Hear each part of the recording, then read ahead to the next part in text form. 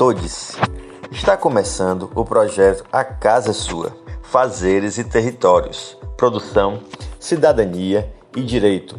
Uma programação de podcast que se inicia com 4 episódios, organizado e produzido pela Casa é Sua, Casa Produção. Fundada em 2019, bem no começo do ano, com a intenção de ser um espaço destinado à produção cultural, reuniu 3 produtoras de pequeno porte, Ideais Produções, Espaço Combogó e Isabelin Criativa, trazendo também outros colaboradores, parceiros e simpatizantes da proposta.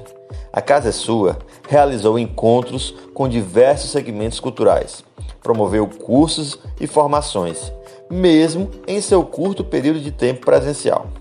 No início da pandemia, em março de 2020, paralisou suas atividades e migrou para as redes sociais. Realizou assim, pelo Instagram e YouTube, diversas ações, entre lives e bate-papos.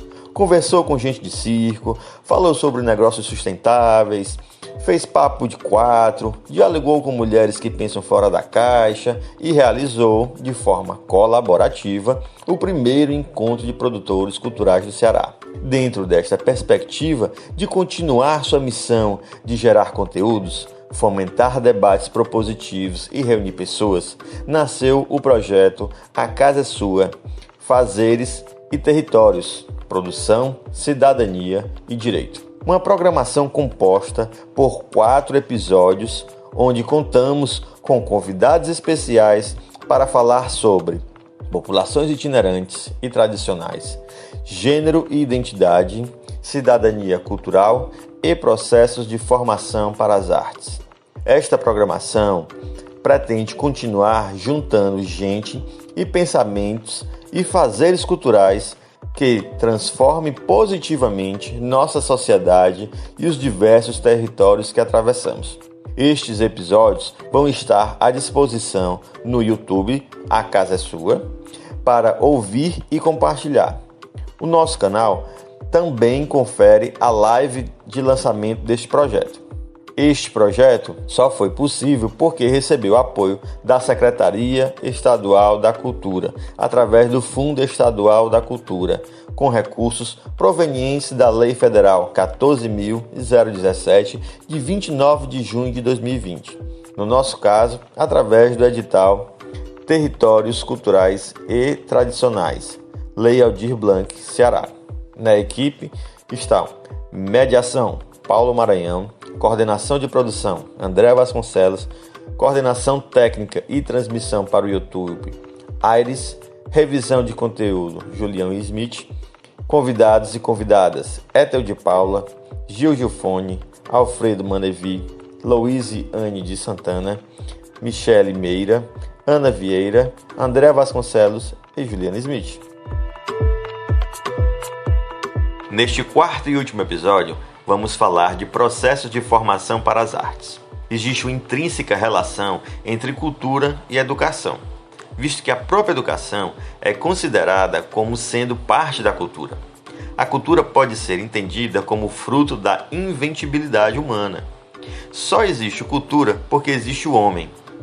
E a educação está incluída nesse meio, pois é sabido que desde os primeiros homens houve a necessidade de repassar os costumes aos mais jovens, bem como o modo de caça ou reparar determinado objeto. Quando se fala em prática educativa, logo se pensa em escola, professor, aluno, livros didáticos, objetos, metodologias e, claro, avaliações. A prática educativa está sim relacionada a tudo isso, mas não se limita somente a esses aspectos.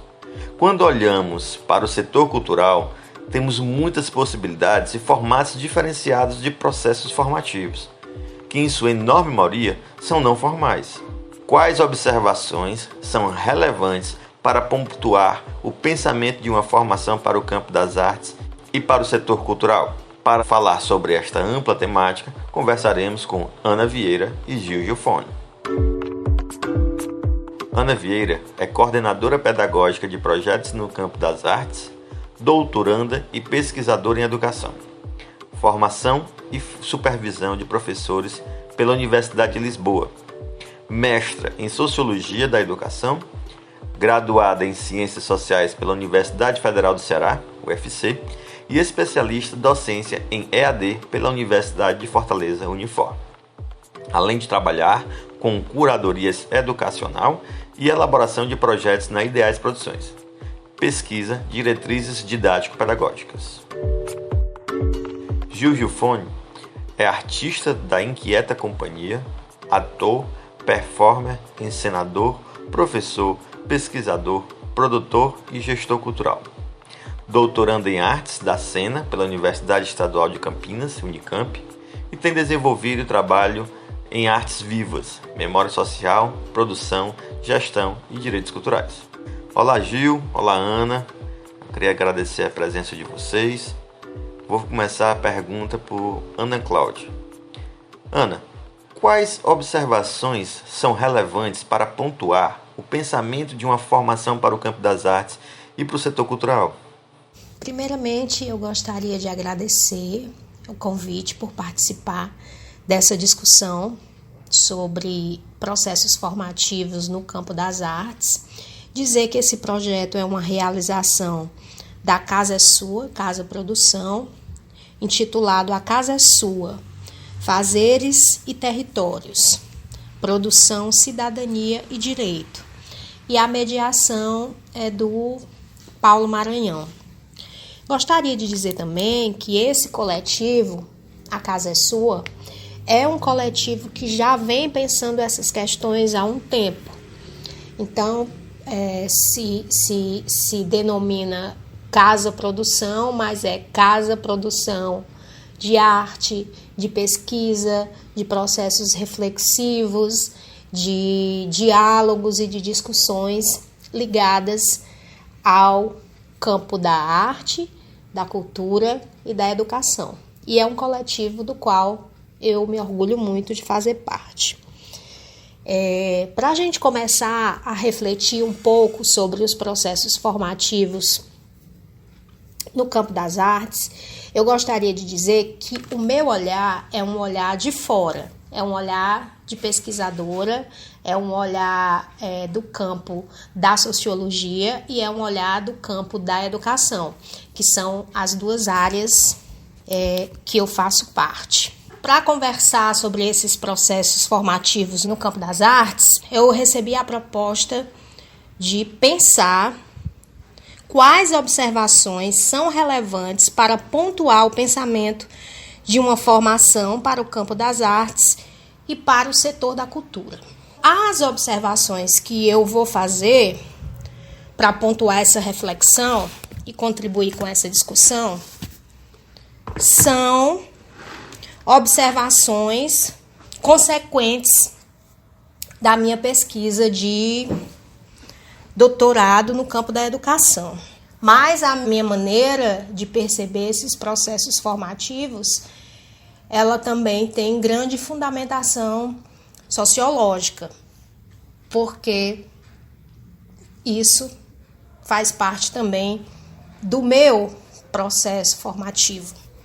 A primeira coisa que eu gostaria de pontuar é que talvez o primeiro entrave, digamos assim, a primeira dificuldade que a gente encontra, tanto quando vai trabalhar com processos formativos, aí aqui eu estou falando mais especificamente em circo, né, que são os processos que eu tenho mais contato, estou mais próxima, tanto da elaboração de produtos que possam sistematizar e organizar esse processo, não para dentro, mas para fora, para que esse processo possa dialogar com outros campos, como é o caso do campo da educação, quanto são consequentes também dessa pesquisa e desse encontro que eu venho promovendo através do meu objeto de pesquisa entre a formação de formadores e a formação de formadores no campo das artes, né? Onde é que esses elementos se encontram, onde é que essas discussões convergem e onde é que essas discussões divergem.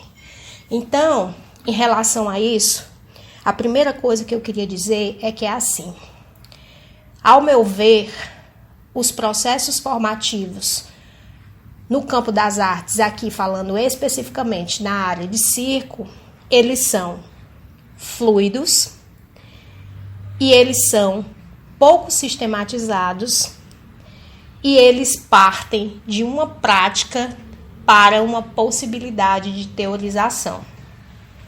E eu acho que isso, para a educação, fica parecendo algo temeroso, porque a educação já vem discutindo teorias, modelos, estratégias, metodologias há um bom tempo. A educação já vem discutindo como colocar em prática, junto aos seus alunos, a possibilidade da construção e da produção de conhecimento. E eles erram e eles acertam e eles vêm refazendo esses modelos e eles têm escolas às quais esses modelos estão vinculadas e têm perspectivas de ensino às quais esses modelos estão vinculados, perspectivas mais tradicionais, perspectivas mais progressistas, mais democráticas, mais revolucionárias, enfim. Então, talvez essa fluidez, essa não sistematização e esse processo que vai da prática para uma possível teorização, ela assusta um pouco quem é apegado a toda essa organização, esses modelos e essas sistematizações que vêm do campo da educação. Mas o que talvez as pessoas não percebam, eu tive dificuldade em perceber, por exemplo, agora que isso está se abrindo um pouco mais para mim, é que a fluidez, a não sistematização e o caminho que vai da prática para uma possível teorização, eles não são um problema na formação do campo artístico, eles não são. Eles não são um problema na formação técnica e eles não são um problema na formação de formadores. É apenas uma maneira diferente de fazer as coisas. E também eles são muito diversos. Cada campo artístico segue uma linha formativa diferente. Eu acho que uma coisa extremamente positiva que eu tenho visto, por exemplo, é que os artistas eles passam por um longo processo de pesquisa eles mergulham, eles têm um processo imersivo em relação à produção dos espetáculos, à produção criativa, à produção de um número, à produção de um projeto, à produção de uma comunicação. Então, existe um processo imersivo, existe uma pesquisa não acadêmica que é pouco valorizada no campo das artes, por exemplo. Mas, se a gente for pensar, quando isso se torna... Quando a formação começa a ser assumida institucionalmente pelas secretarias de cultura como possibilidade de fomento, de investimento, né? Ela também tem dificuldade de fazer essa desconexão.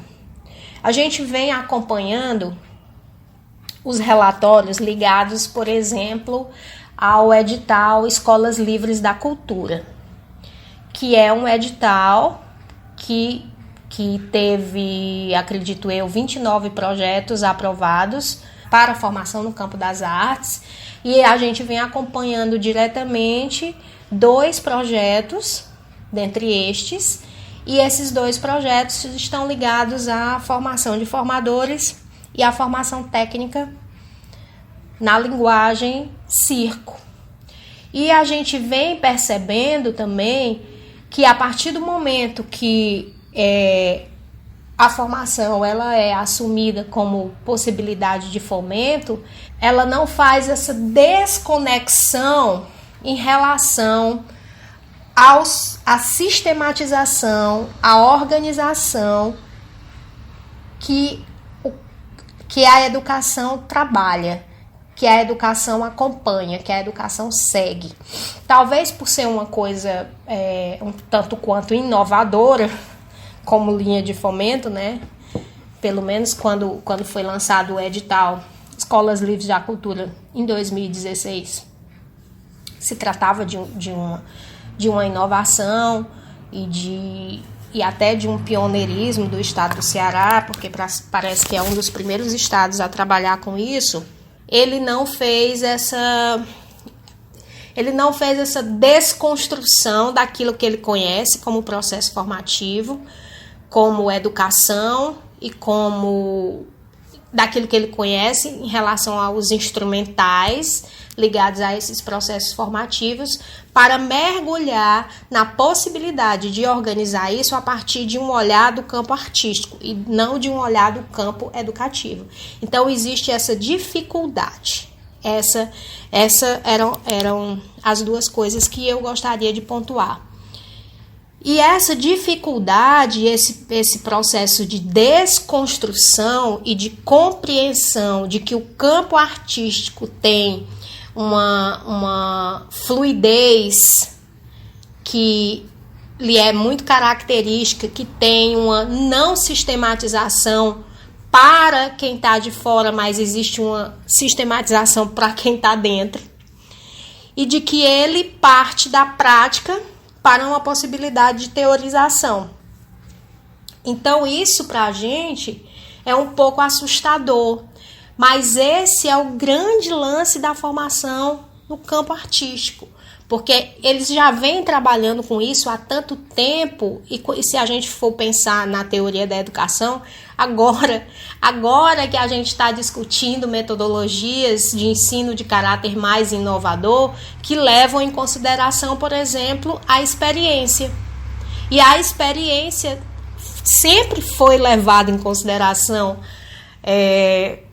no campo artístico, porque é da experiência, é da repetição, é da pesquisa, é da troca, é da construção de um fazer artístico que é contínuo, é permanente, é da vivência que esse artista se constrói ao longo de uma vida de trabalho, de dedicação, de pesquisa e de mergulho dentro dos processos criativos no campo artístico. Então, há bem pouco tempo é que a educação vem compreendendo, por exemplo, que se aprende muito mais com a experiência do que com a teoria, que se aprende muito mais rapidamente com a experiência do que com a teoria. Então, existe hoje a discussão de metodologias inovadoras, uma delas se chama, por exemplo, aprendizagem experiencial, que vem fazendo essa discussão, e ela é baseada em diversos teóricos da educação. Então, como para a gente isso é uma coisa nova, pouco discutida, é assustador. É assustadora essa fluidez da formação do campo artístico. Mas, ao mesmo tempo em que é assustadora, é absolutamente encantadora. E é válida. E é legitimada. Então, eu acho que o que as instituições, né, o poder público tem que fazer é tentar compreender como funcionam esses modelos ligados aos processos formativos no campo artístico e trazer esses modelos para a oferta e para o fomento de formação no campo artístico, mas a partir do que dizem as pessoas que estão ligadas a esse processo, e não ao contrário. Não é a teoria da educação que tem que dizer como a formação, por exemplo, na área de circo tem que acontecer.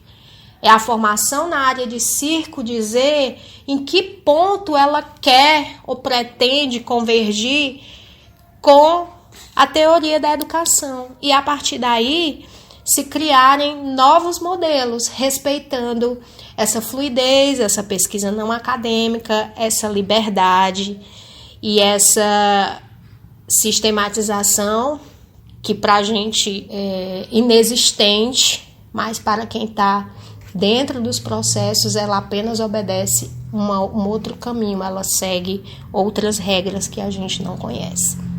Gil, você poderia nos falar um pouco sobre a importância das ações formativas para o campo das artes? Como você entende que estes processos reverberam e influenciam no crescimento do setor e de seus agentes culturais? Oi, Paulo. Primeiro falar da minha felicidade em estar aqui no projeto A Casa é Sua, pensar com os nossos fazeres, nossos territórios, agindo com a produção, a cidadania e o direito. E agora, mais especificamente, poder falar um pouco sobre formação no campo das artes e no campo da cultura. O primeiro aspecto que eu queria levantar, que para a gente pensar junto, é essa dimensão de qualificar a nossa dimensão humana, as nossas diversidades, o respeito, a dignidade, ampliar as nossas percepções, as nossas conexões com outros seres viventes, com o nosso entorno, fomentar relação subjetiva com os coletivos, conectar individualidades e coletividades. As artes são esse ponto de encontro, um ponto de atravessamento. E pensar a formação para as artes não é pensar a formação de artistas. É pensar, sobretudo, a formação de uma sociedade mais qualificada em trabalhar sua relação com o mundo, com os problemas que temos, mas também com a nossa própria maneira de perceber e lidar com as nossas questões. Tanto de reconhecer assuntos, temas, formas, modos de dispor as coisas no espaço e no tempo, de outras civilizações, de outras culturas que convivem conosco nesse exato espaço-tempo que estamos hoje respirando, e como a gente oxigeniza o nosso próprio mundo. Pensar a importância da formação no campo das artes é reconhecer também a sua contribuição cidadã, a sua contribuição econômica, e aqui não entra só o que se gera, né, de dividendos. A gente sabe que o campo da arte e da cultura, ele, dentro de uma sociedade globalizada como a nossa, ele é um dos campos e uma das indústrias mais fortes, se a gente for pensar em fluxos transnacionais, né? Quantos filmes vemos, quantas músicas de outros países escutamos, livros traduzidos. Então tudo isso gera muito recurso financeiro, né? Consideráveis recursos financeiros, a economia da cultura, a economia criativa, a economia super forte nesse exato momento em que estamos vivendo. Mas quero pensar, sobretudo, a contribuição que o campo das artes traz para o fortalecimento, né, da democracia e para democracias mais extremadas em seu vínculo de buscar sensibilidades críticas e exercícios de cidadania mais conectadas com o mundo que a gente vive e que a gente forma. Então, falar da importância formativa no campo das artes é pensar que a gente pode ter uma cidadania artística, uma cidadania que imagina soluções para os seus problemas, que percebe o que está passando no mundo. Eu acho que essa dimensão de raízes e antenas que a ética artística tem no seu rigor de trabalho, no seu rigor de vida, na conexão entre vida e trabalho, né, formulando potências de vida, é o que traduz a importância em a gente investir e perceber a formação no campo das artes. O aspecto mais importante que eu vejo da formação no campo das artes é a gente se reconhecer desde uma perspectiva histórica, compreender que nós, quando iniciamos uma atividade, existe uma formulação no mundo em que não se dá só com você. Então eu que trabalho em teatro, por exemplo, eu atuo como ator de teatro e ser um ator de teatro me envolve em uma tradição. Poder compreender, não só historicamente, mas como eticamente, essa implicação com o tempo, com os saberes ancestrais, com também os legados, as contribuições em que cada uma e cada um de nós quer deixar e desenvolver no mundo, é um amálgama que a formação, o conhecimento, a lida com os saberes, e aqui eu não falo só de saberes formalizados, os saberes também formais, para além do que a gente entende por ciência, para além do que a gente entende como conhecimento, mas todas as sabedorias que nos qualificam enquanto pessoas, agentes, atuantes e modificadores e modificadoras do mundo, com o mundo, a partir de uma compreensão dos nossos contextos. Por isso, quando a gente pensa de que forma os processos formativos reverberam, influenciam no crescimento do nosso setor, é também compreender esse espaço-tempo no qual a gente vive. A gente vive um espaço atravessado de informações, de fluxos de imagens, de conhecimentos dinâmicos. E isso traduz também a própria necessidade do agente cultural e de quem trabalha no campo da arte em estar em constante desenvolvimento, em constante situação de aprendizado e de ensino.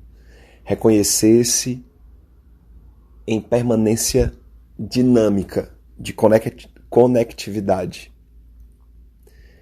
E aí, compreender também que as políticas públicas têm um papel nessa formulação. Uma importância também da formação no campo da arte e da cultura é que a gente tendo um setor mais qualificado, com certeza a gente vai ter mais ambientes de trabalho. A gente vai ter mais referências de boas práticas.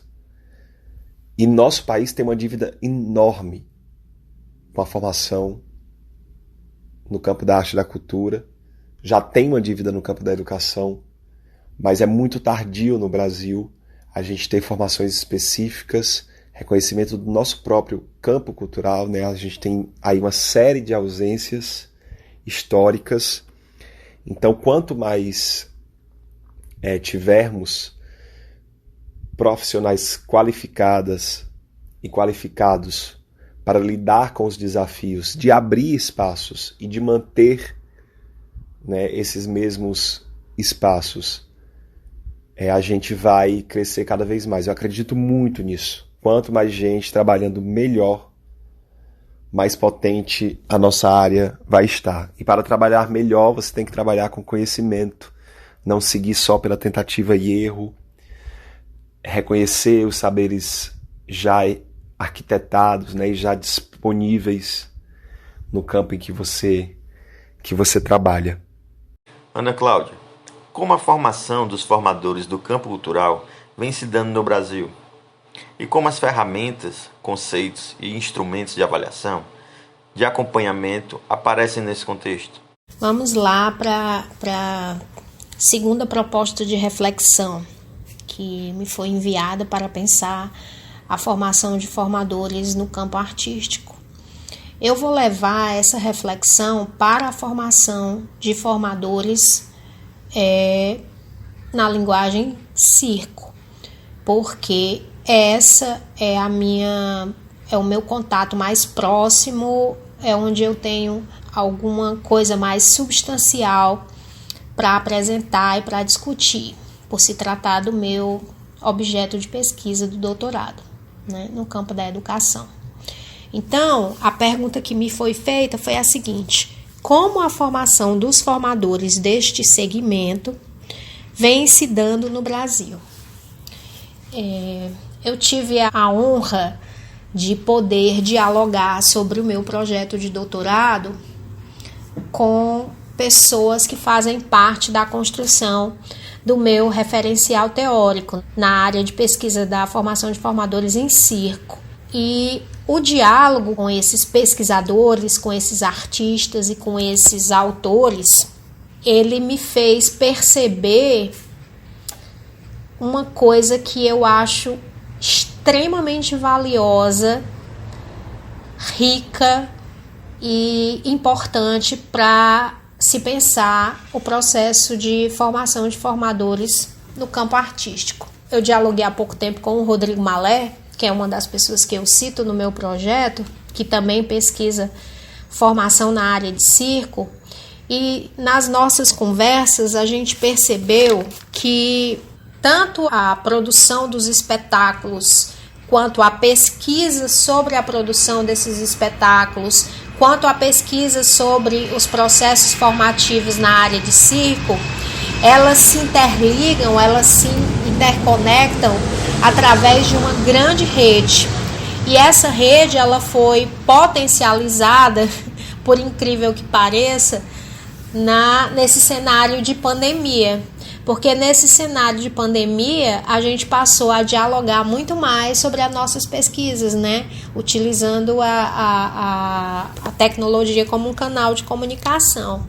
Então, é muito bacana eu saber que, por exemplo, lá em Goiânia, ele dirige uma escola de formação em circo, e como é que ele trabalha lá, e como ele vem pensando os instrumentais de avaliação desses processos, como é que ele vem pensando a progressão desses processos, como é que ele vem pensando o projeto político-pedagógico para aquela escola. Então, a gente trabalha muito em rede, a gente trabalha muito observando as experiências das escolas e dos projetos e dos projetos mais permanentes, dos projetos mais temporários que vêm sendo trabalhados no Brasil e também fora dele. A gente dialoga muito sobre esses processos. Agora, por mais paradoxal que possa parecer, ao mesmo tempo em que esse diálogo é riquíssimo, esse diálogo é pouco aproveitado na objetivação de modelos de processos formativos na área de circo. Deixa eu explicar. Por exemplo, a Escola Nacional de Circo, ela foi fundada, salvo engano, em 1982. Então, ela tem um projeto político-pedagógico que já vem sendo pensado por artistas dessa área há muito tempo. Ela tem modelos, ela vem sistematizando uma prática porque ela precisa, porque ela está ligada ao sistema de ensino pelos institutos federais. Então, ela tem uma determinada organização, mas ela tem também uma constituição que está muito ligada ao processo formativo na área de circo, que é um conceito que é da Hermínia Silva, que é o conceito de circo-família. Então, ela valoriza a experiência, ela valoriza a transmissão geracional de conhecimento, ela valoriza essa percepção de caráter mais holístico, de que a formação ela é integral, essa envolve todas as atividades ligadas à manutenção da comunidade circense.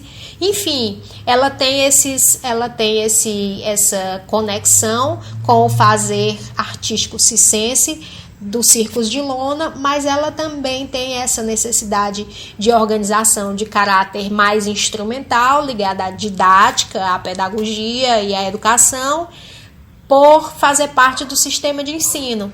Então, lá existe um modelo, como existe um modelo também que foi adotado nos projetos de caráter mais temporário, aqui no estado do Ceará, como existe um modelo que foi adotado pela Escola Pernambucana de Circo, como existe um modelo que está sendo adotado lá pela escola em João Pessoa, sobre o qual já conversei com Diocélio Barbosa. Enfim, existem diversos modelos, existem um diálogo entre as pessoas que pensam a formação de formadores, no campo artístico, mais especificamente na linguagem circo, mas eu penso que esse diálogo ele não se reflete quando eu vou criar uma proposta, quando eu vou criar um projeto. Quando eu digo eu vou, são todas as pessoas que estão envolvidas na discussão e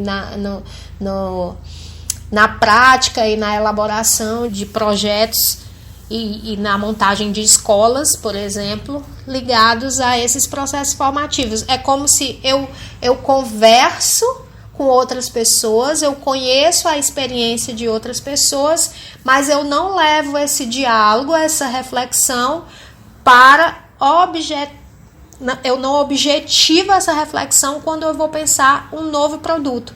E isso eu acho problemático. A gente estava conversando sobre isso. Poxa, são tantas experiências ricas. E por que eu não trago a riqueza dessas experiências quando eu vou elaborar um projeto para submeter a um edital da Secretaria de Cultura, por exemplo? Eu elaboro uma coisa totalmente... Como se essa ideia tivesse nascido ontem, e essa ideia não nasceu ontem, né? Essa ideia já vem sendo dialogada por um grupo que é muito maior do que eu, por uma existência que é muito maior do que eu. Então, isso para mim é confuso e paradoxal. Eu tenho percebido isso em relação aos projetos que eu tomei como objeto de pesquisa, que estão no âmbito da educação formal e da educação informal, ou seja, que é a Escola Nacional de Circo e são os projetos na área de circo que estão sendo executados no edital Escolas Livres da Cultura aqui no estado do Ceará. Parece que a gente está sempre começando do zero a construção de uma proposta de formação de formadores. A gente sabe, conhece os diálogos, mas a gente não se apropria desses diálogos a ponto de objetivá-lo numa proposta. E isso eu tenho percebido, não sei se as pessoas vão concordar comigo, mas isso eu acho bem estranho isso.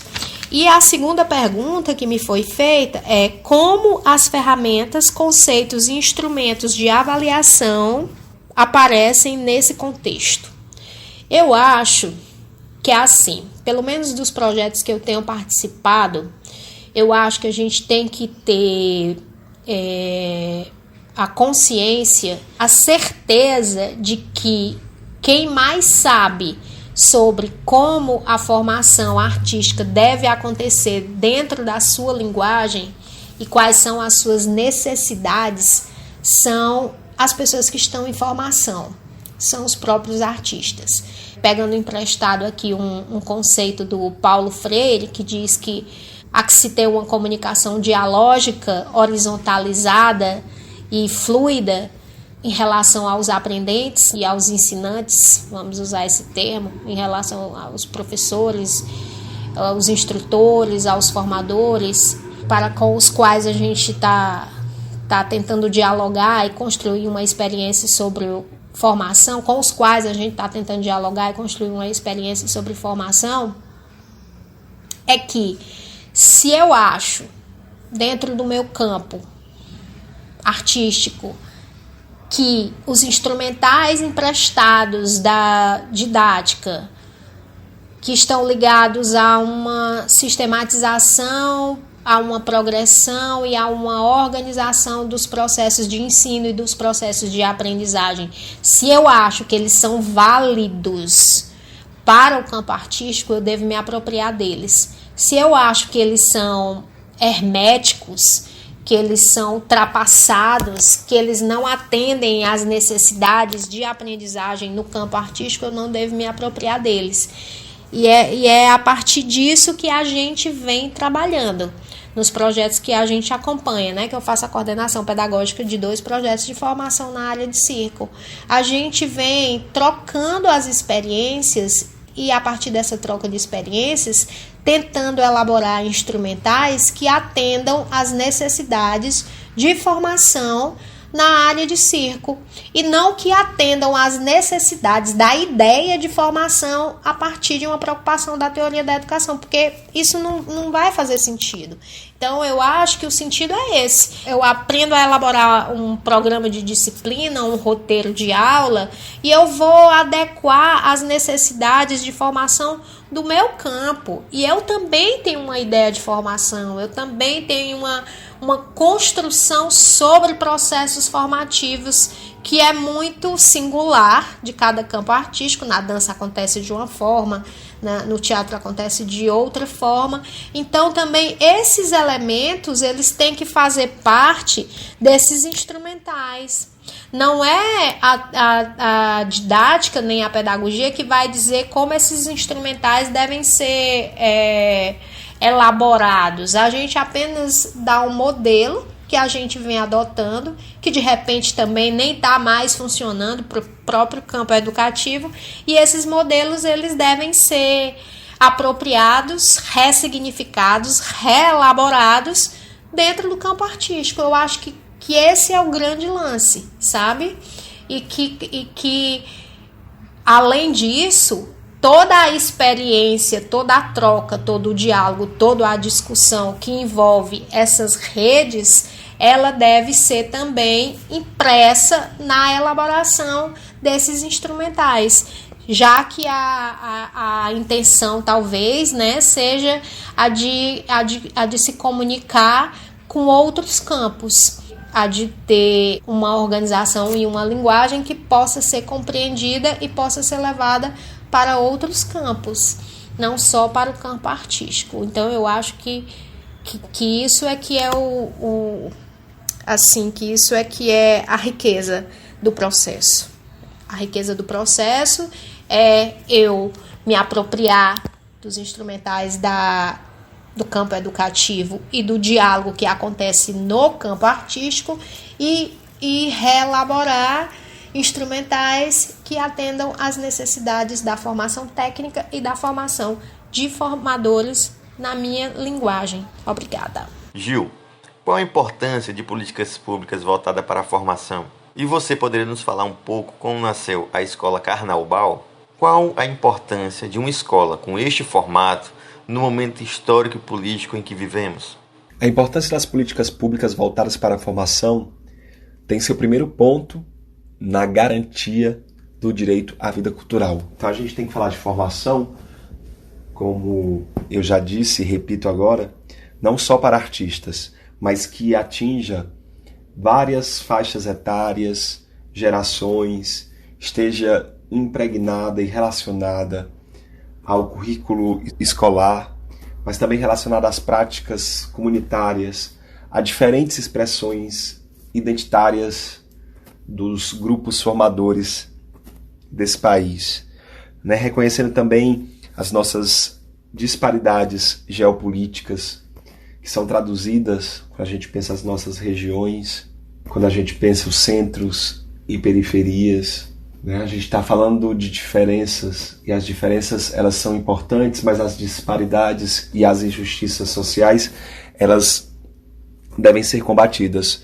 E com certeza políticas públicas voltadas para a formação qualificam bastante os nossos cidadãos e as nossas cidadãs brasileiras para enfrentar os dilemas e os desafios que se põem historicamente nesse país. Assim, pensar a importância das políticas públicas voltadas para a formação está no reconhecimento de que conformamos um setor, um campo, uma área que tem seus agentes próprios, seus próprios conhecimentos, suas próprias necessidades, e que também essas formações elas estão relacionadas diretamente não só à geração de emprego e renda, que é muito importante, a gente se qualificar também para ter uma melhor compreensão de como trabalhar, de que modo mensurar o nosso trabalho numa sociedade capitalista, mas também no desenvolvimento da vida cultural, das práticas culturais de uma maneira ampla.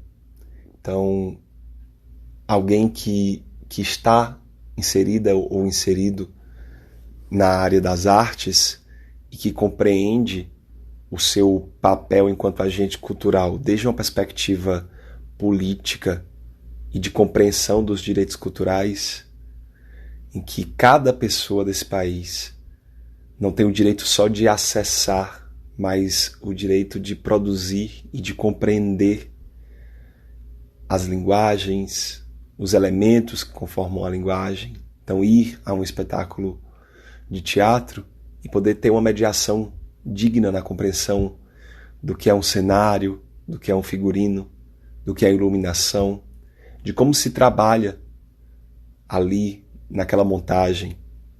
A gente vive num país onde esses raciocínios eles estão muito distanciados do cotidiano.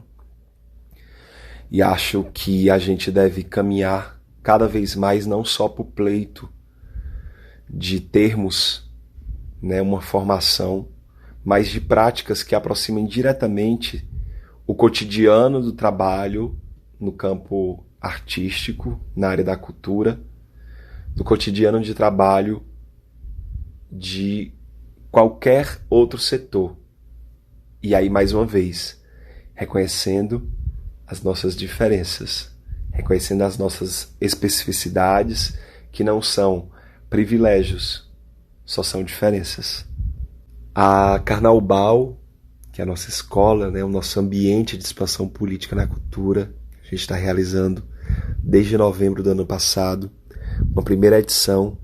Ela surgiu de uma compreensão junto aos fóruns de teatro, dança, das áreas técnicas, das artes circenses e de teatro de bonecos, em que a gente pudesse nos reunir para compreender mais das políticas culturais e também de aspectos políticos que perpassam o campo da cultura.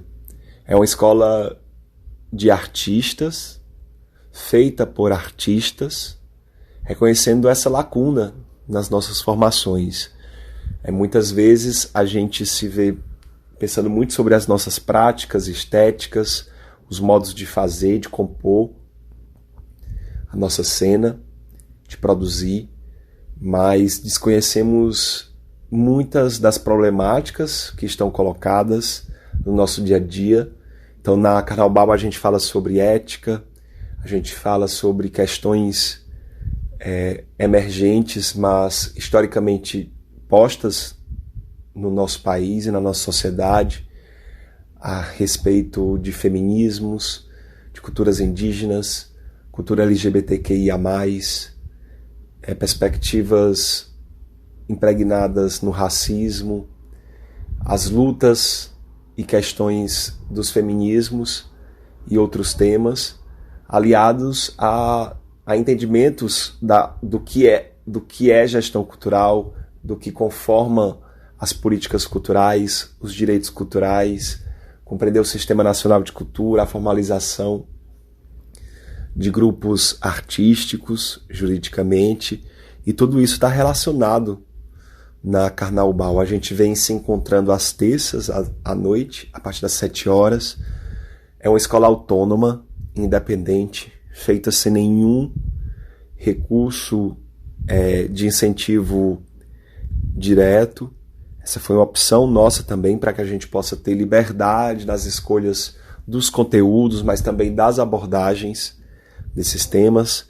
E temos professoras e professores colaboradoras que basicamente são aqui do Ceará, para que a gente possa também reconhecer as nossas referências mais próximas, entendendo também que aqui no Ceará a gente tem muitas pessoas capacitadas na área da gestão, né, e também aí dos entendimentos das políticas culturais.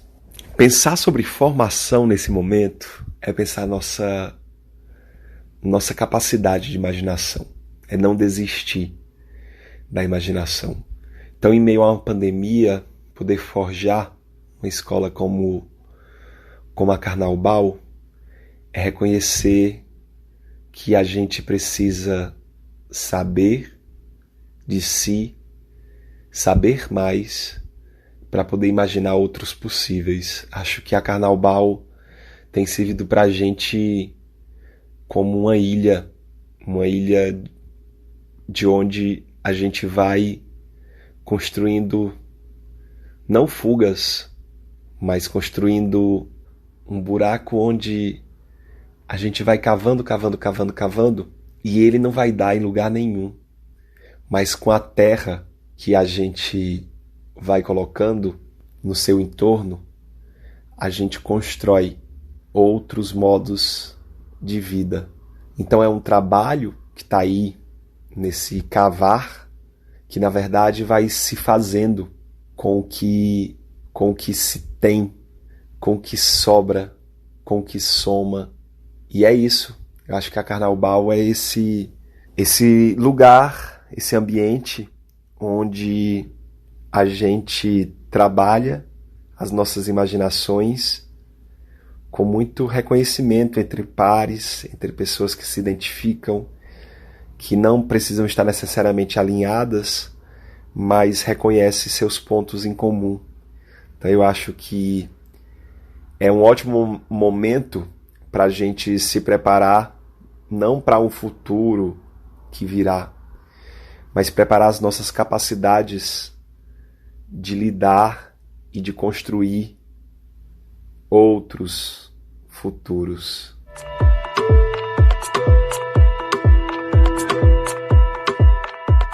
Agradeço aos nossos convidados, convidadas e convidados por esse riquíssimo debate e peço a todos os nossos ouvintes que compartilhem. Até a próxima!